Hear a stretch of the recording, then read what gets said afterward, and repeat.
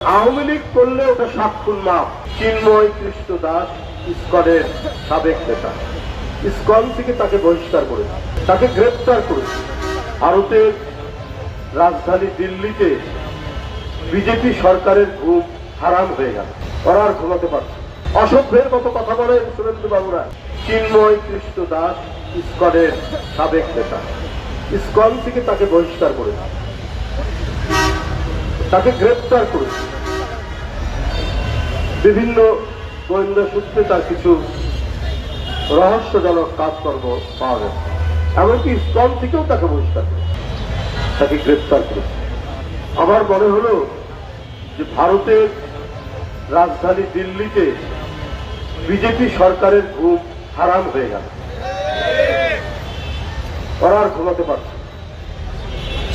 কিন্তু নিপুণ রায়ের মাথায় যখন ঘাতক ইট দিয়ে তাকে রক্তাক্ত করা হলো, সেটা কি জামাত ইসলাম করেছিল?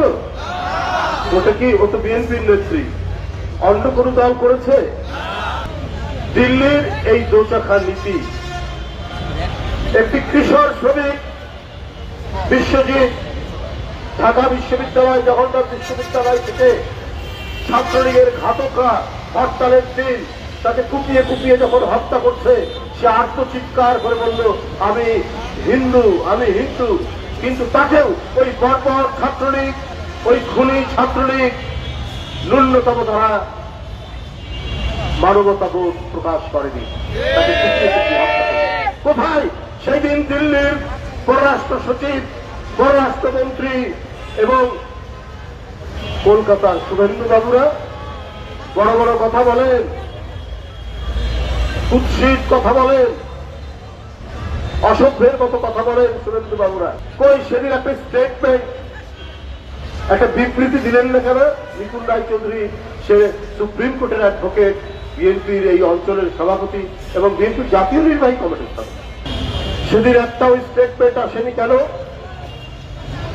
সিলেটে বন্যার পানি হঠাৎ করে ছেড়ে দিলেন, সেই বন্যার পানিতে কি শুধু মুসলমানের বাড়িঘর ভেসে গেছে? অনেক হিন্দু পাড়া, অনেক হিন্দু গ্রাম বাড়ি তলিয়ে গেছে। কই সেদিন আপনাকে একসাথে কয়েকটা গেট খুলে দিয়ে এই প্রলয়ঙ্করী বন্যা সৃষ্টি করলেন। সেদিন কোথায় ছিল আপনাদের বাংলাদেশে হিন্দু নিপীড়নের কথা, হিন্দু নির্যাতনের কথা? মানে আওয়ামী লীগ করলে ওটা 7 খুন মাপ।